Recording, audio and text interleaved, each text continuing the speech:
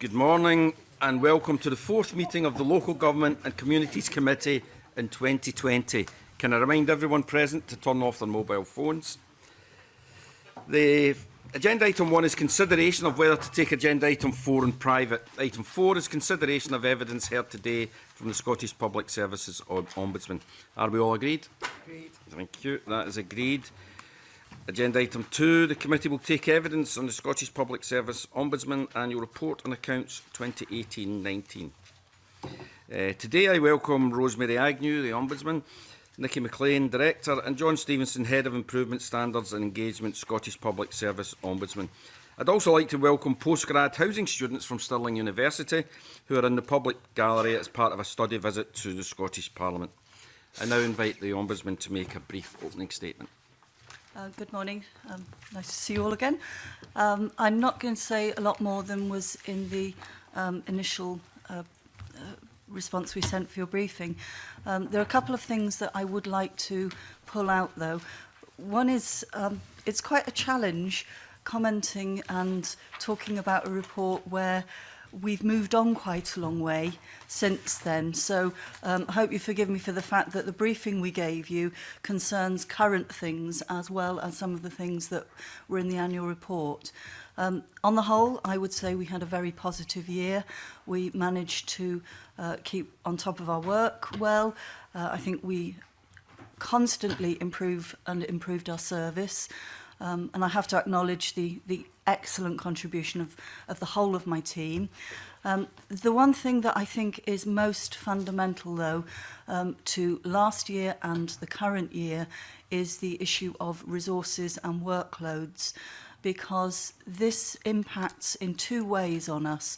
One is our actual physical ability to cope with the amount of work coming in, but the other is the decisions that it relies on myself and my leadership team in terms of how we allocate the scarce resources that we do have, because we are quite clear that we do not want to compromise on quality, and actually we work to improve quality. And that is the area last year where I think we made some significant changes. It wasn't about the quality of our decisions. Our decisions have always been good, but it was about being more transparent with our decision making and involving the parties concerned at an earlier stage than simply when they get a decision across their desk. So I suppose in summary what I'm saying is I think we did really well. I welcome challenge and questions about that performance. But I would highlight that then and now our situation in regards to resources and workloads is deteriorating in that the challenge is getting greater. And I have some serious concerns about sustainability over the next couple of years. And with that in mind, I draw your attention to one of our strategic aims in the current draft strategic plan that you were sent and that is before Parliament, which is about trying to develop with the corporate body a more sustainable funding model, not just for myself, but for the other office holders as well. So thank you for the invitation, and I welcome questions for the three of us. Thank you very much. Just remember that not everybody has to answer every question. So, you talked about complexity of casework, both in your report and in your written submission. Could you give us a bit more detail about the increasing complexity that you're talking about? Yeah, this is something that's happening year on year. So when complaints come to us, there are a number of steps we go through. Is the complaint for us? Is it within our jurisdiction? Can we look at it? The next question we ask ourselves is, should we look at it? And that's focused really on the complainer themselves. And then if it is something that we should and can be looking at, we then conduct an investigation. Now, over the years, since model complaints handling has come in, there is a two-stage process that public bodies must go through. And what we're seeing is public bodies are now addressing complaints at the outset in such a way that I would say the simpler or more straightforward ones are actually being resolved in the first instance. We've seen that particularly with local government, who've been subject to model complaints handling for the longest. We've seen a year-on-year decrease in the complaints coming to us, and the public bodies, the local authorities, are seeing a slight decrease in complaints also. But what that means is the ones that do reach us are the most complex. Now, when you then, in that they are complex issues, they have maybe not been resolved at second stage, this investigation that public bodies do, as well as they should be. And then when you add into that, over the years, we've also taken on other work like prisons, social work, and particularly health complaints, which tend to be the most complex, along with social care. What we're finding is that an individual complaint requires more investigation, more action. It requires us to get expert opinion on a greater number of things, and they tend to be more complex both to investigate and to decide. So there may be, on occasions, look like we haven't had an increased caseload, but the reality is we've got an increased investigation caseload, which we have to do more work on each case. So you're suggesting that a lot of the work has been done at an earlier stage before it gets to you, so it does kind of free up some of the time. Are you suggesting that beforehand you wouldn't, some of those complex cases would have been left in abeyance and easier ones would have get done? Because I'm not really sure the point of the first part of your response. We're not saying that. It's just some of the more straightforward ones are a lot quicker to do. They don't take as much activity, so you could physically get through more cases, if you like. But because each case... But you would still have had the complex ones. We still would, and we still do. But the mixture of caseload means that the resources that could have dealt with that mixed caseload are actually not able to deal with the same number of cases. We have... it's not all one way, obviously. We've worked hard to constantly review our own procedures to see if we can do things more efficiently. But I think we've reached the point where we're at a tipping point. And if we continue to see the rise in the number of cases that require investigation, we're going to struggle more than we're struggling now. Yeah. Can I just say that one of the reasons that we see more complex cases is as a result of the abolition of the previous Social Work Complaints Review Committee. So previously, complaints about social work may come to us and we would look simply at the administrative process. Now we are in the position where we look at the merits of a professional decision that's been made in relation to social work cases. So that's still a relatively new area of jurisdiction for the Ombudsman, and I think it's fair to say that the majority of those cases are particularly complex. So that's new work coming to us that increases the complexity of the overall kind of population of cases that we look at. Those kind of the new roles and responsibilities you've got that have made the cases complex. The cases are complex anyway, but we now have the jurisdiction to look at them that we didn't have previously. So that presents new complex cases to the organisation. Okay. My colleague Andy Lightman's going to come on to this in more detail. But last year you said that the answer's not about throwing resources at things. Is that still your opinion? Yeah, I think it comes back to the point I made about it would be, I think, irresponsible of us to simply say, give us more resources without ensuring that we have tried to and used the resources we've got as efficiently as we can. So over this current year, we've made some changes to our own processes and procedures that mean that we are using our resources as efficiently as we believe we can. But it's also about ensuring that we ask for the right resources for the right reasons. So it's not as simple as saying, oh yes, we've had a 7% increase in the current year in the number of complaints. What we're saying is you need to dig deeper than that and look at the type of complaints to understand what the resource requirement is. So we accept that it goes both ways, and I can assure the committee that we are doing as much as we can to ensure that we're more efficient, but also within the team that John's team, that look at complaint handling by public bodies.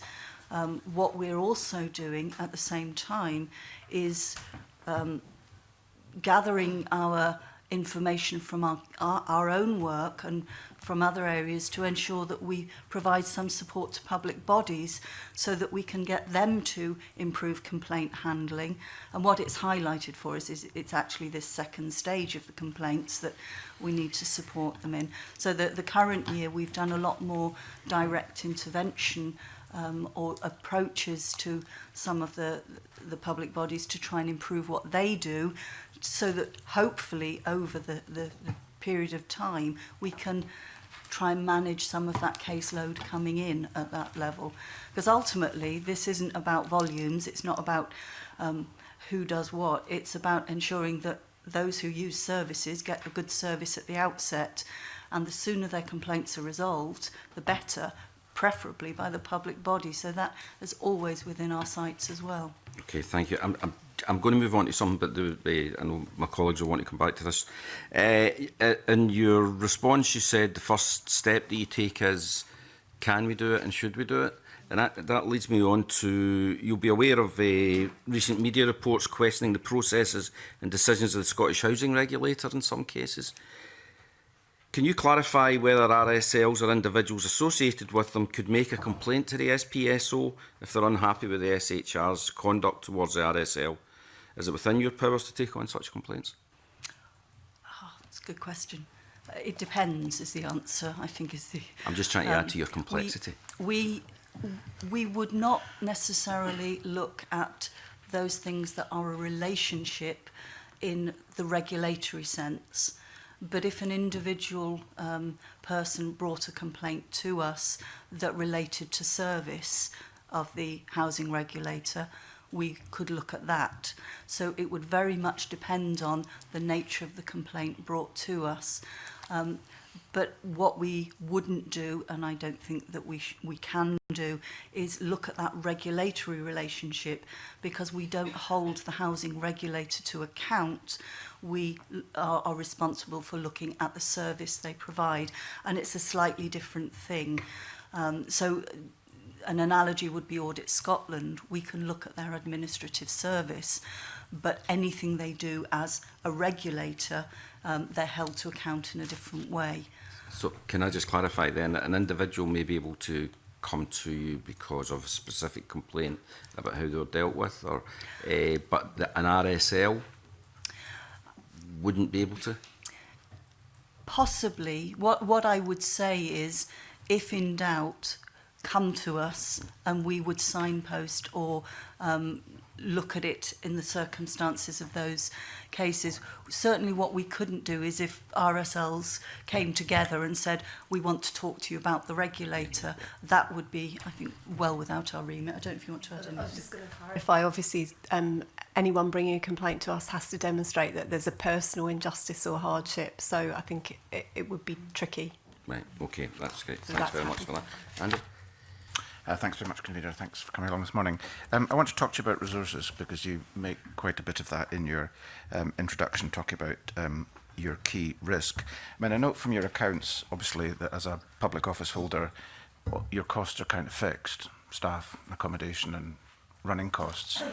But you say you're now at a tipping point. That suggests that this has been growing for a few years, certainly since you were in post. Is that fair? I'd say it's growing from before I was in post, and it's the combination of even if you don't have an increase in resources, and I'll come back to that in a moment, if the work requires more resource, it has the effect of cutting it. Now, a couple of years ago when I sat before you, we were talking about a backlog of cases and how we managed to clear that backlog of cases, and that's a very positive message. And now we have a backlog of cases again. But what that highlights is the way we managed to clear it was because serendipity meant, because of staffing changes, we had some additional money that we could put into a different area of staffing. But the reality is, when you look at the base budget over a number of years, and Nikki may want to add to this, is that take away the things that we have been given a bit of extra money because we've taken on new functions, and they do sometimes mask this. We haven't actually really had an increase. We've probably had a decrease overall. But there does come a point where you either have to compromise over quality to get the volume through, or you have to have another way of coping with that, or you have to have more money. Now, the coping mechanisms, we have tried them. We're doing the efficiency, and I think productivity-wise, we're as productive as we've ever been. You know, the team are really productive. In terms of how we're coping with it, I make no secret of the fact we now have a pool of cases that are unallocated and unlikely to get allocated for a good number of weeks. Now, we keep people informed and tell them, but we can see the knock-on effect of that is an increase in complaints about our service. But in terms of the budget itself, I'm actually going to ask Nikki to field this one because she's got all the numbers in front of her, if that's all right. So I think in terms of our investigative resource, we've had a fairly static investigative resource over the last 10 years, with the exception of when we took on social work complaints, when we had funding for an additional 2 complaints reviewers out of a team of 27. So I think that whilst that was welcomed, obviously, it proportionately to the total investigative resource, it's not that significant. I think the other thing to say is that we are a user-driven service, and so we are at the mercy of what is brought to us, and there is a fluctuation in the percentage increases and decreases in complaints over a number of years, and it's not possible to predict. So, for example, at the moment we're operating at about an 8 to 10% increase in complaints. Last year there was a rise in complaints. The previous year it was relatively static, and so on. So it is very difficult to predict from that point of view. But as I said, our investigative resource has been relatively static over a 10-year period, which I think is demonstrates that we are good at working with the resource that we have to manage these fluctuations. But as Rosemary says, I think this issue around complexity is significant. I have been doing casework for 10 years now, and there are no longer any really straightforward cases. So everything that you pick up, because a large percent of our investigation cases are health related, so around 65-67% I think last year are health related. A lot of these cases now, people receiving healthcare, there are a lot of comorbidities. As Rosemary says, that requires multiple advice requests. So for these reasons, having a static resource, managing these cases and managing fluctuations in cases, it's difficult to predict and it's difficult to manage on an operational level. Okay, if it's difficult to predict and it's difficult to manage, I'm just wondering if you can say a little bit more about the comments you make in your draft strategic plan, which thanks for sharing the draft plan, so it's very useful. But you talk on page 9 of your draft strategic plan about inadequate, inflexible and unsustainable funding levels exacerbated by annularity. I mean, without getting into numbers and all the rest of it, do you have a proposition as to how the funding model might be changed in terms of its architecture to make it easier to be able to absorb some of the pressures you're under? Yeah, this obviously is something that we've thought very carefully about, and the reason it's in there as a specific strategic aim is because I want to open up a conversation with the Parliament. And there are a number of things that I think we as office holders have to accept and factor in. I'm not going completely off piste here, but we moved accommodation last year. We are now in accommodation that is shared between us, the Human Rights Commission and the Children's Commissioner, and we've seen the benefits of a shared service there. We've also, with the support of the SPCB, we share a data protection officer, and that's one of the things that I think need to be looked at in terms of the overall model, is the opportunity at a parliamentary SPCB level for shared services for all of us.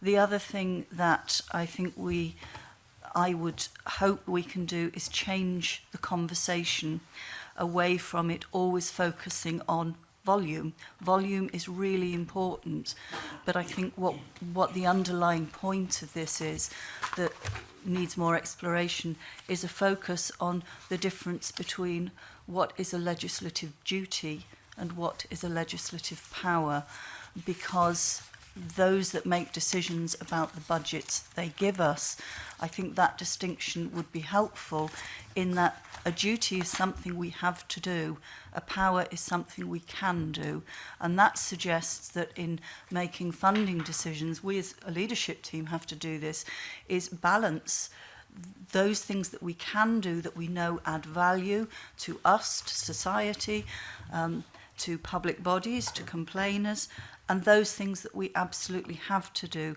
So one of the things that I want to talk particularly to the SPCB about is whether we can focus how the budget is put together in the first place. So instead of always saying we need this much for staffing, look at more of a functional base. The other is to look much more closely at what assurances that we can give Parliament and Parliament can give us that enable us to do longer term planning than just a year. We would like something that is more sustainable. So it's looking at whether there can be assurances from the SPCB about helping to deal with fluctuations, because often backlogs occur because you have a spike that you don't have the resource to cope with that volume then, and it has a knock-on effect over the time.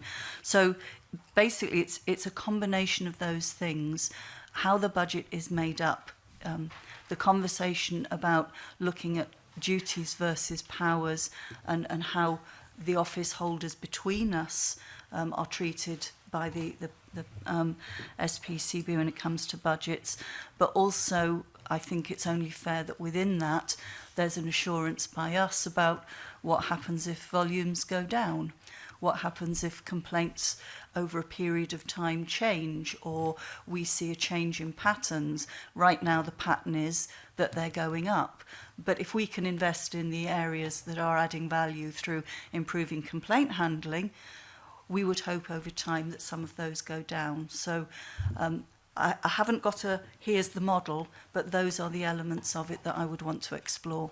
Okay, that's very helpful. Thanks very much. Okay. Do you want to come in at that point, Kenny? I was just wanting to come in generally. I mean, I'm happy to come in at this point. I mean, I'm looking at the figures that you've actually mentioned, and I noticed the total number of complaints is caseload is 4,783.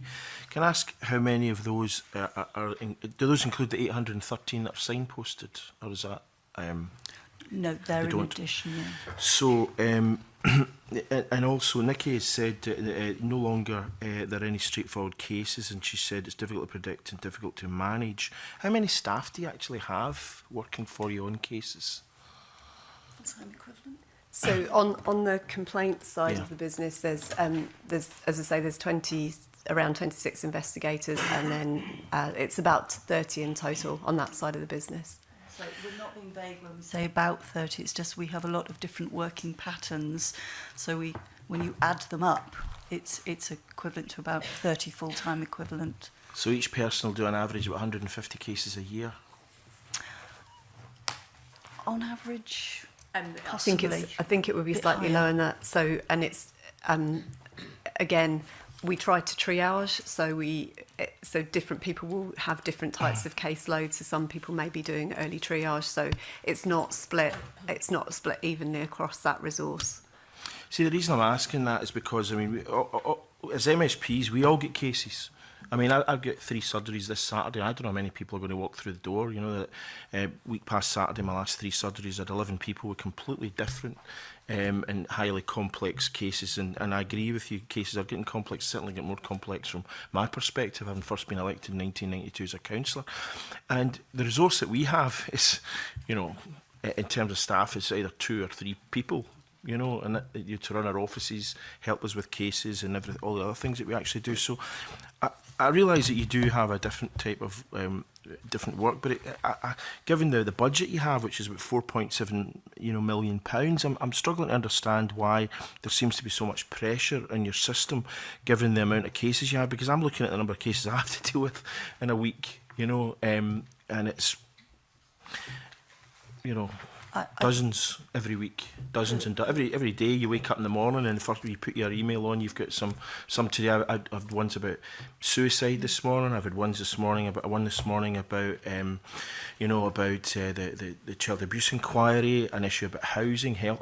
We all get these every day, and we're expected to deal with these with a fraction of the budget. So I'm just wondering why there seems to be so much pressure on your own budget. Is it is the way you deal with things too elaborate or bureaucratic? What is it that takes so much time to deal with the number of cases you have? Because the kind of cases your average person worker seems to deal with in a year, we'll deal with them, you know, in 2 or 3 weeks, you know, as well as all the other things we've got to do.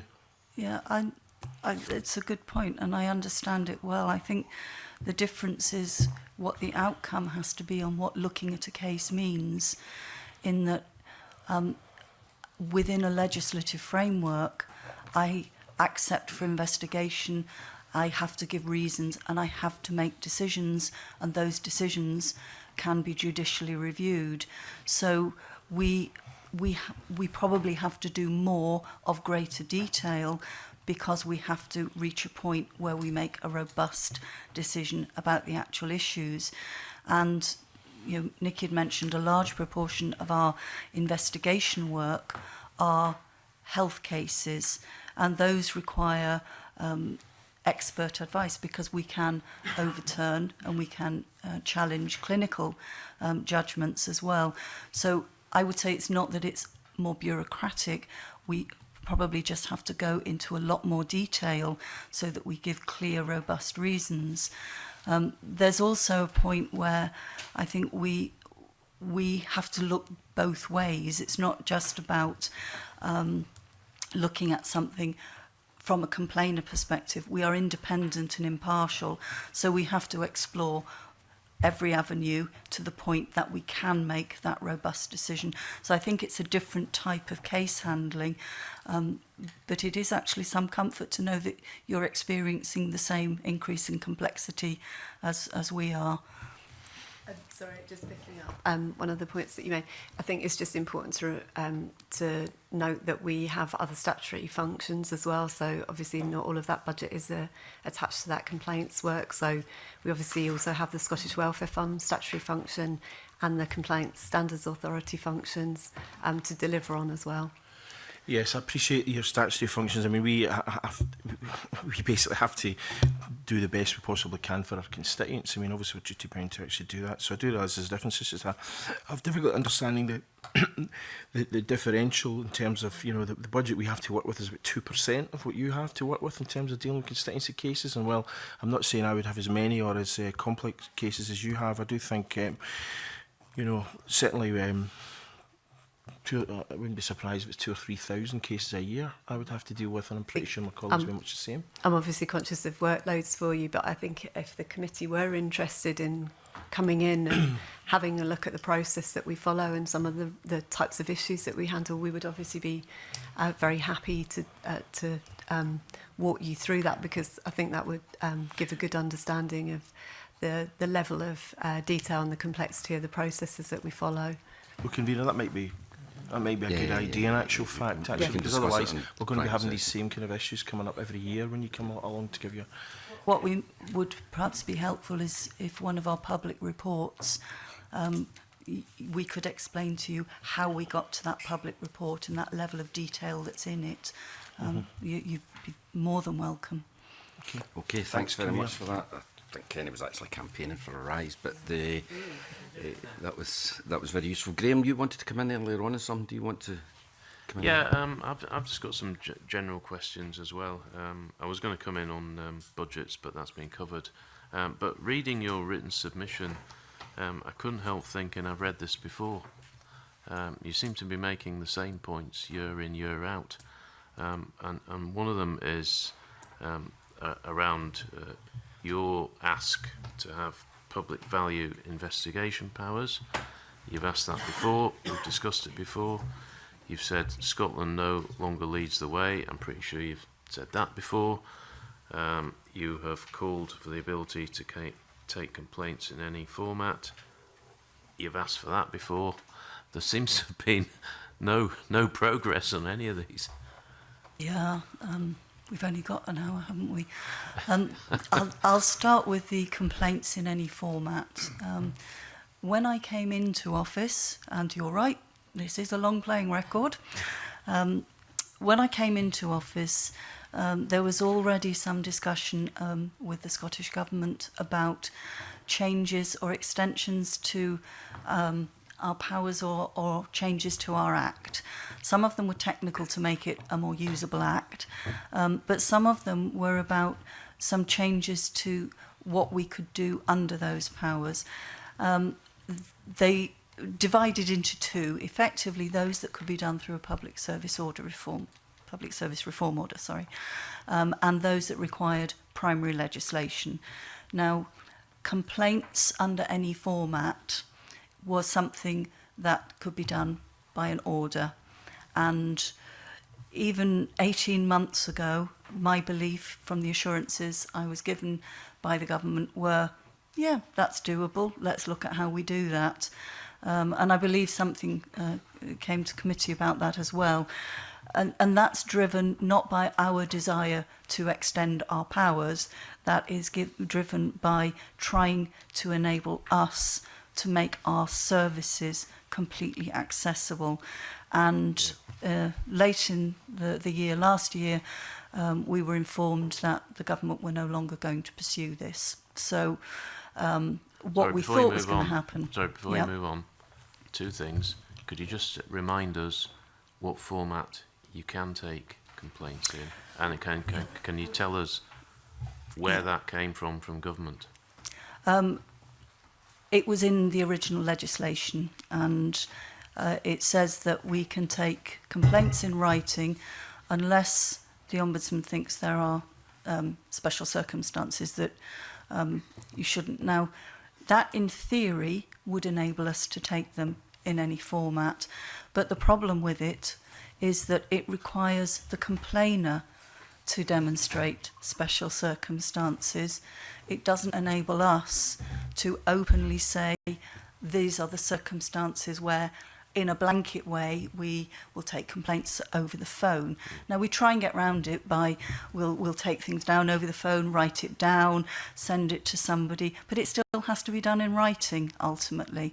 So that's what we're trying to get round. So we believed that was going to happen, and it was an extreme disappointment and frustration to learn that was not going to be pursued. Now, the other power, the complaints, the ability to conduct, they're effectively own initiative, but we qualified that by calling them public value investigations. These are the things where we don't have a complaint, but it is in the public interest and value to the public to follow them. Now, that requires a primary legislative change. What we've seen happen across the rest of the UK is that Wales and Northern Ireland in particular, their legislation caught up with us and has overtaken us. They have this 3 lots of powers, if you like: complaint handling, own initiative, and complaint standards authority, because those 3 together enable you to look at a range of issues within your powers, within your jurisdiction in different ways. In England, it's a slightly different position because they're currently looking at whether to combine local government and social care and parliamentary and health. They have a completely different setup, but even they are now considering this area of own initiative.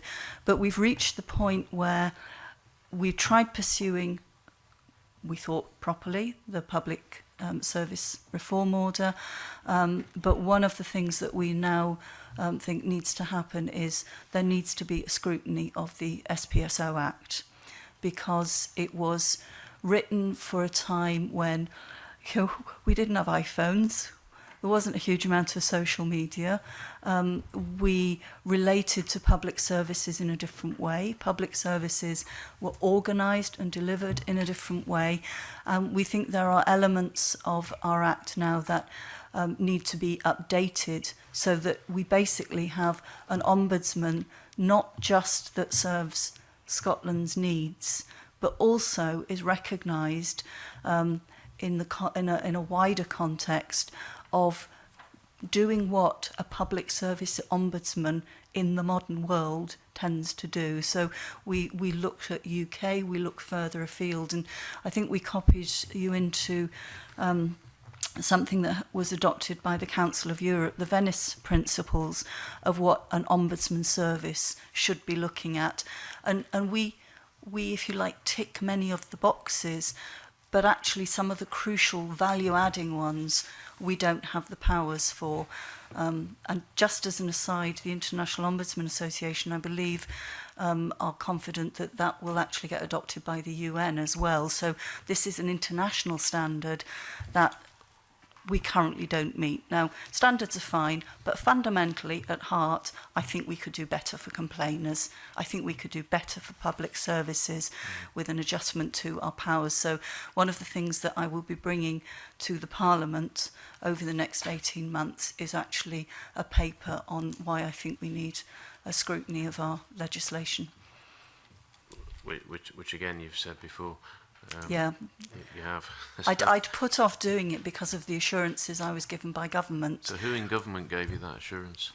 Would have been the Justice Department. I'd have to come back specifically on which department it was, because I'm afraid with the whistleblowing, I've been doing a lot of negotiating with different departments. It but would I be will useful to know confirm what that. the assurance was, who it was from, and then who said no. Yeah, because last time I came to you, I remember the frustration was that we were told it was happening and there'd been a change of staff, and then a change of staff, and then there was another change of staff, I recall and then that. the answer came no. So, Which never sounds like much of an excuse to me. yeah, But and I think it's we not should- for want of pushing, believe me. Sorry, Yeah. Jim. I think the committee were copied into the letter from the government that said no. I think it was copied to the committee or to the Oh, Chamber, okay. perhaps. We And can that have a came, look. yeah. We can have a look for that. Yeah, I mean, that came out of the blue. We at that point were fully expecting something that, because we'd had meeting with them very shortly before that, saying, yeah, that's fine, let's just look at the wording and what have you. So it was out of the blue, that was. Yeah. Okay. I mean, you think we need primary legislation, but that obviously that can take a long time. Yeah. Do you think there's any way that we could improve things through secondary legislation? Yeah, and actually the way we can improve things through secondary legislation is that public service reform order to simplify and clarify some of the things in our Act about information sharing, and to change the way that we can take complaints. It won't make it perfect, but it will make it better. Okay, thanks. Okay. Andy, you wanted to come in on that point? Yes, I was just wondering, I mean, we had the letter, we had the letter from Hamza Yusuf, I think. I mean, on the written complaints thing, that technical thing, I mean, how complex do you envisage a piece of secondary legislation would be, an order? Are we talking about, 2 or 3 lines, or have you had a look at that? To put it in context, the powers we're taking on for independent national whistleblowing officer, it's 2 sides of A4 with explanatory notes. So we're talking about a short number of pages. We're not talking about reams and reams. And at the very minimum, it would take a couple of paragraphs for complaints in any format.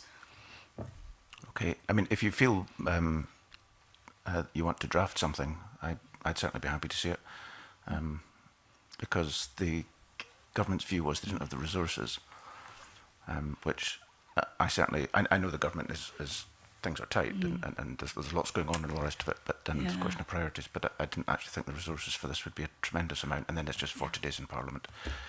So if you want to draft something, I'd be happy to look at it. I can't speak for the rest of the committee. Thank you. That's a very good offer, and I think we'll take you up on Yeah, that. you would send it to the clerks. That would be the best way to do it. Yeah. Okay. Alexander. Thank you, Convener.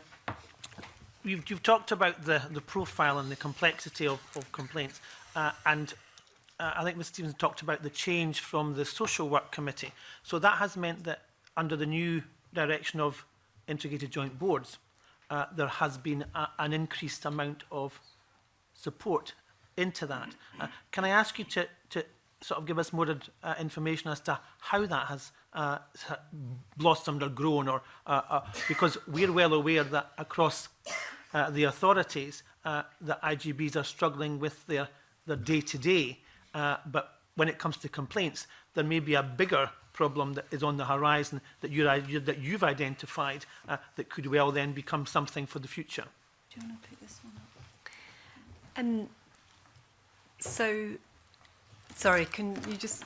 Yeah, as I say, I'm I'm asking specifically about your workload and the profile that you have, and that you've already identified that because of the losing of the Social Work Committee structure, that has given you a more... But the new introduction of integrated joint boards has added to your complexities, and that has blossomed, it would appear, in the number of complaints you're receiving from those.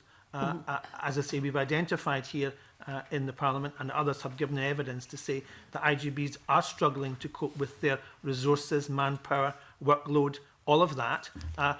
But it would be good to get your view on how that is progressing, and if you're identifying a similar issue, that there seems to be more complex profile complaints progressing because of the inadequacy, the problems, the lack of resource, the manpower, whatever it may well be, that IGBs are facing in this process. Yeah, so I think that what we're seeing is quite a mixed picture. So I think for some complaints, the relationship between health boards and the IJBs are relatively straightforward, and it's quite clear about who takes which areas of complaint and which areas of responsibility. I would say in other areas there is still confusion about who has responsibility for which aspects of the complaint, in particular where you have complaints that are partly about healthcare delivery and partly about social care delivery. So I do think it is quite a mixed picture, and it does depend on the local governance arrangements that are taking place. What we are very clear about is that we will follow the delivery of the complaint, and we will also be led by who decides, which agency decides to take the lead. So if a health board decides to take the lead and there's an element of social care, we will liaise directly with the health board, because to not do so, I think, is very confusing for the complainant. So I think there is a worry there that aspects of complaints might be missed or might not be picked up. But as I say, I think it varies from area to area as to how well it's being managed. But the complainant themselves will have the difficulty. It may be an individual themselves that's made the complaint, or maybe a family member that's talking about the service and the delivery that was received. And what they have found in the past is passing the buck back and forward between the health board and the council and social care. That just adds to the complexity of the complainant, because they believe that they are being pushed from pillar to post. And the introduction of IGBs does not seem to have improved that. It would have seemed to have increased that complexity, where the customer, the service user, is the one who is being still suffering and suffering through the complaint process. So I think Rosemary I just echo and build on what Nikki said. And I think it's a really good point to start from, is how a complainer might view it. For some, it is straightforward. They will go to one person and it will get looked at. The mixed picture is, I can see for some people, they probably have been passed from pillar to post. And there are two things I would say there. One is, if you get constituents come in who are experiencing this, is get us involved, because one of the things that Nikki said is about, we will look at where the most appropriate place is and we can signpost and support. The other thing is that it's probably worth alerting you as well to the fact that the complexity is going to be added to from the 27th of July this year, because that's when the Independent National Whistleblowing Officer powers come in. And the added complexity you have then is not just for complainers, it's also for employees. Because if it's social care, it is not covered by the new legislation. If it is health, it is covered by the new legislation. So Nikki talked about governance. This is where I think the governance arrangements are going to become even more critical, because they have really need to openly acknowledge that complaints and whistleblowings, there needs to be a protocol for where staff need to go and how they need to inform complainers. But I think it's also something that when we look at complaints, we don't just look at the substantive issue, we also look at the complaint handling. And the more we are learning, the more we will do to approach IJBs as well. Don't you? For me, the model complaints procedures for health and for social work, social care, require organisations to work together. They require the complainant to be kept at the heart of the process. Now, if that's not happening, that's a complaints handling failing that we can comment on. And I think you've identified, Ms. Stevens, that there's sometimes a trust issue when it comes to who is giving the right advice, and the complainant themselves doesn't feel confident, or their lack of experience or knowledge, they don't feel that they understand, and they can be bamboozled by individuals who try to progress things and develop things that they then don't understand, and they then get the wrong attitude and the behaviour, and all of that can become complex. So I think that by identifying that, but my basic issue is that because of the IJBs, have you seen, and is it continuing to be worsened by that process, or has it improved? Because my record and my reviewing of it is that there's more complexity because of the IJB rather than it being streamlined. I'd say there's more complexity, but how that complexity is handled by AJBs varies. Yeah, and that seems to be the case. Not one size fits all, and we don't seem to have the same standard across the whole of the IJBs across the country itself. Some are very professional at doing that, and other ones seem to need a little bit more training, guidance, or governance on that process. Yeah, I think it's important to say we do have the same standard. It might not be applied consistently. That's I think it's also fair to say the standard is there, but it's not being applied. Okay. Okay, thank you very much. Thank you, Sarah, and then. Yeah, I'd like to tease further into this, because I think the points that you've just been making about getting to the right person early, making sure that when somebody comes to you, it's not premature, that they've been through a process. So the point at which somebody's likely to be complaining, it could be about a rationing of a service, the quality of delivery of a service, access to the right person in the organisation. Do you have a ranking of how those organisations, whether it's health boards, IJBs or local authorities, actually who is the right person in the first place to signpost somebody to? Because you've talked about lower premature cases because of the handling service has improved. Where do IJBs sit in that process, and is that part of the complication because they're relatively new organisations? Well, I think it's a combination of things. The model complaints handling procedure says there must be somebody that you can make a complaint to. We expect every organisation to publicise, to make people aware of how to make a complaint. And I'm not convinced that every IJB has taken that on board. As we find them, we will tackle them. When I say tackle, what I mean is and it's in the current year we're doing this, we have put in place what we've called our support and intervention policy. And what we have done is set out basically our legal framework, and this is aimed at public bodies to say levels 1 to 4 will advise you, we will then try and support you, we will then directly contact you at a senior level, and ultimately the Ombudsman will get involved, and if we need to report to Parliament, we will. Now, in the first sort of 8 months of the year, we've seen some progress with that in terms of direct intervention with some public bodies, and we're seeing improvement. And that's a way of us channeling our resources to where we think we can add best value. Now with IJBs, because the mixture is so, the picture is so mixed, it's sometimes more difficult for us to identify where to go, or whether there is an IJB issue, or whether it's a staffing issue. But basically what we do through our complaints is we gather information about recommendations, about feedback that we give in complaint handling.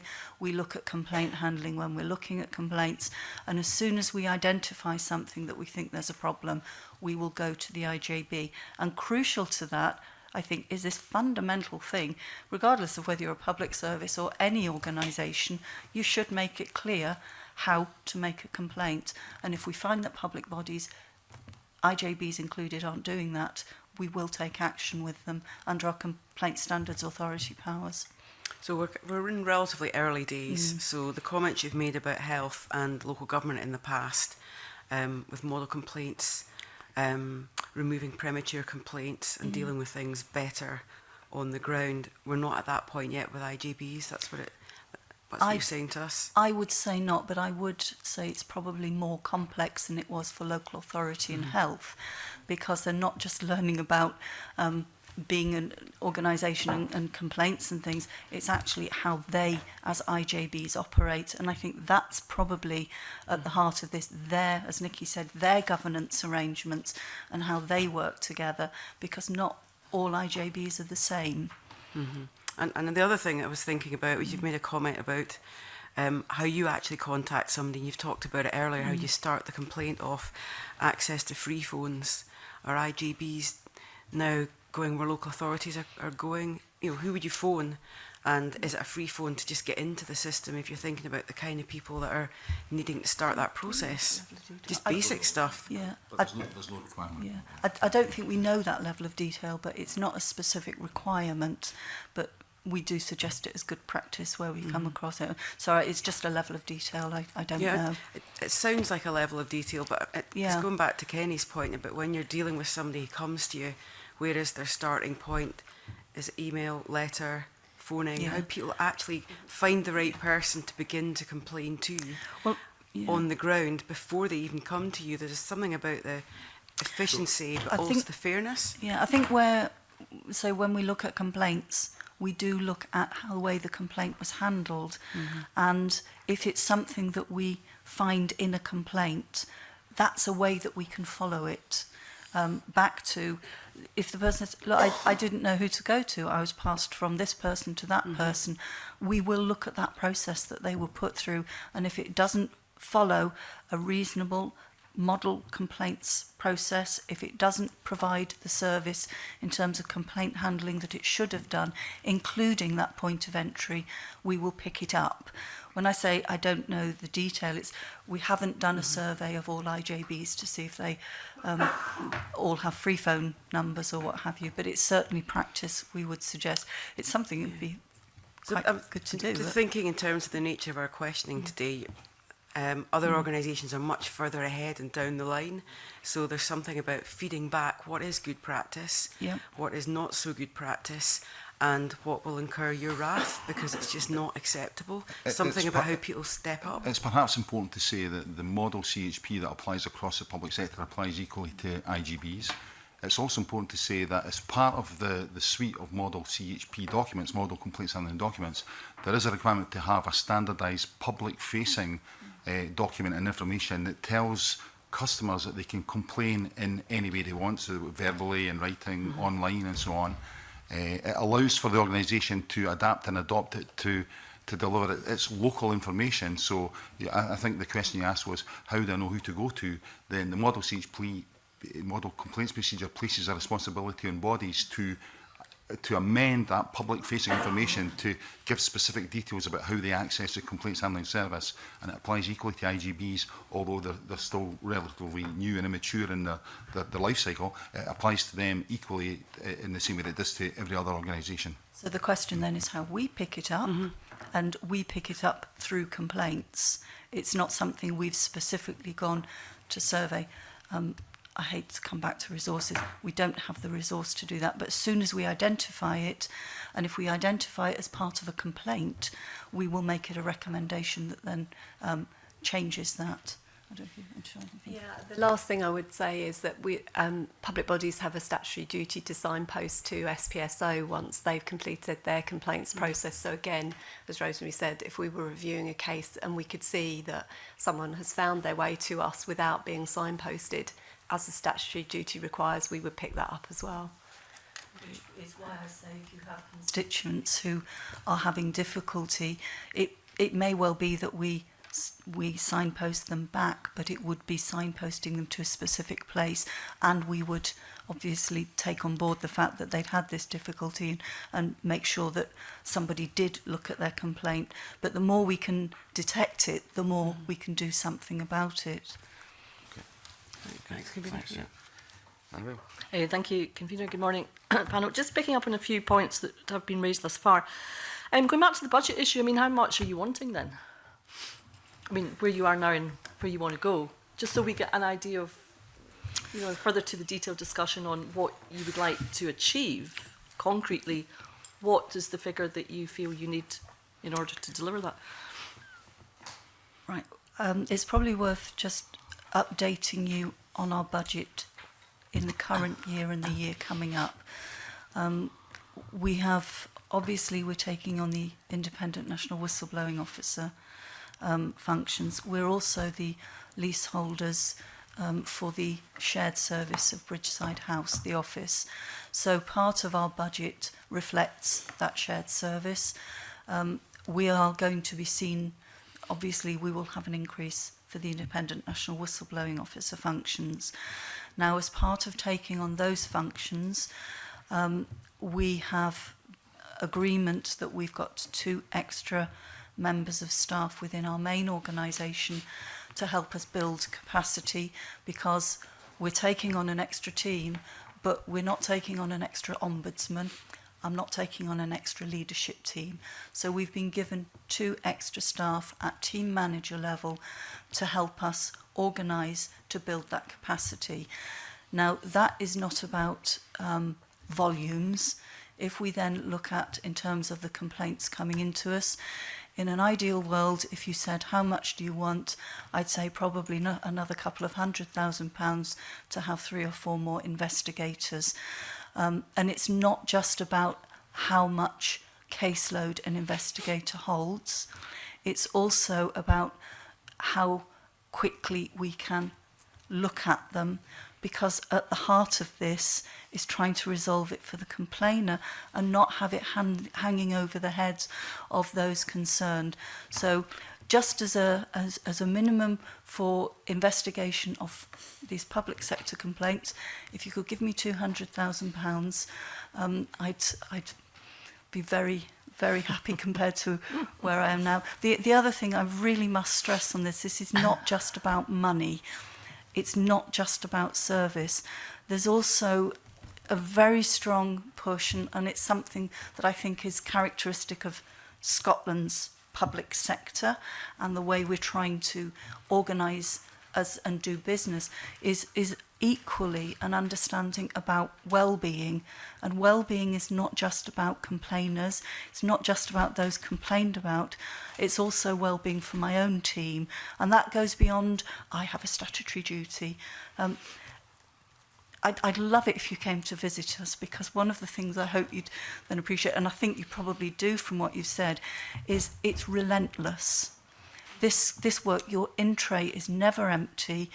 We have difficult complaints. We have people who are going through challenging times themselves, we have that vicarious stress of what they're going through. And we're an incredibly caring organisation. And it's stressful for us if we're not delivering the service at the speed that we want to deliver it. And I get concerned for my own team. So it's not just about money for volumes, it's also about delivering a better outcome for everybody. Okay, thank you for that. I'm sure Mr Whiteman's been noting that down on the SPCB. In terms of, maybe an odd question to ask, but how is customer satisfaction, if you like, measured? I mean, what steps do you take to see, as far as the individual citizen is concerned, whether they feel that you're all doing a good job? We measure it. We have customer service standards that are published, and we're doing some things, but actually it's part of our ongoing plan to look at how we can improve on that. But we ask for individual feedback on casework. We get unsolicited feedback on casework, and we get some not very nice things, to put it bluntly, but we also get some extremely good feedback. We look at customer service complaints coming to us, and we also look at any other areas that might give some feedback in terms of when we go to meetings. I often get feedback. We get it from all sides, but particularly from complainers. One of the things that is on the agenda is to try and look at how we can have a different sort of engagement with complainers and those coming to us. We also take feedback from those that support third sector, obviously, if we can. The one thing I would say, it's about this year, it's not about last year. We looked at last year our own complaints about our service, and we follow the model complaints handling process, with the exception that you can't go to an ombudsman. So we have a contract with an independent complaints reviewer, and one of the things that we have tried to do internally is to really sharpen up on the ones that we record. So on paper this year, it looks like we've had more complaints about our service than last year. Now, some of them we have had more complaints because there is greater delay, because we're not able to allocate cases as quickly as we would like, but also what we're able to look at and why we're so keen on capturing them, it's pretty much what we say to public bodies, is we can then feed back into changes that we might make. So the unallocated cases is a good example of where, based on the feedback, we've been much more proactive now in keeping people updated, trying to give them realistic timescales and expectations. So we measure it through a whole range of feedback. I would say some of it is almost reactive, if you like, and within the resource we have, what I would like us to be able to do is perhaps look at ways of being more proactive in getting that. And obviously from yourselves as well, we'll get feedback, and we're always happy to take that. Thank you. One last brief question, if I may, Convener. Just also picking up on a point raised earlier, and looking at the complaint handling processes and so on and so forth in the individual cases. But I just wonder, as we, go forward, I guess a lot of the issues are the same, really. So in terms of your process dealing with the individual, at what stage does the generality kick in terms of the particular organisation concerned, so that, year one you have a complaint and the complaint handling process isn't very good, and then you make representations, and 2 years later you get a similar complaint, and so it goes on across all the organisations that are within your remit. What is the process to say, look, to save a lot of time, why don't you, and how does that work? Who's in charge of then the relevant cabinet secretary? What's the process? Because it seems that there's probably a lot of duplication in that the organisations themselves are not changing sufficiently the way that they deal with complaints. You're the ones that have all the information. How does that then work to try to ensure that these organisations make the necessary improvements? If I start from our end, if you like, because we, in reality, only see... We try and make the response as brief as possible, please. Yeah. we only see a small fraction of complaints, but we monitor all the recommendations we make, and we monitor all the feedback we make. And if we see the same issue recurring, if we've made the same recommendation before, we will take a different sort of intervention action. We will also, if we thought there was such a concern, health complaints are a good example of where there may be something in practice that we think is a generality. We will write to the appropriate part. So Chief Medical Officer is a good example. But we don't just leave it so it keeps happening. When we find it, we follow it. Thank you. Okay, thanks very much. I'd just like to finish off asking you how you expect to change the SPSO's key performance indicators and how this will better reflect the increasing complexity you talked about. So we have amended the key performance indicators this year just to reflect the fact that, as Rosemary said, one of the changes that we made last year was to introduce an additional process that means that we share our decisions earlier. So we've just reflected that in our PIs, because it does mean that the amount of time that you need to take to conclude an investigation has extended. So we've just reflected that in our PIs. We are still closing the majority of our investigations within a year, which is, I think, within the world of Ombudsman is a positive achievement. So we haven't played with the PIs very much, but we have adjusted them slightly to take account of that fact, which we hope is an improvement in service. So it's not been a major change, it's just No. been tweaking around Yeah. to recognise the complexity. Okay, in that case, can I thank the Ombudsman and colleagues for attending today's session, and I now suspend briefly to allow the witnesses to leave the table. Thank you very much.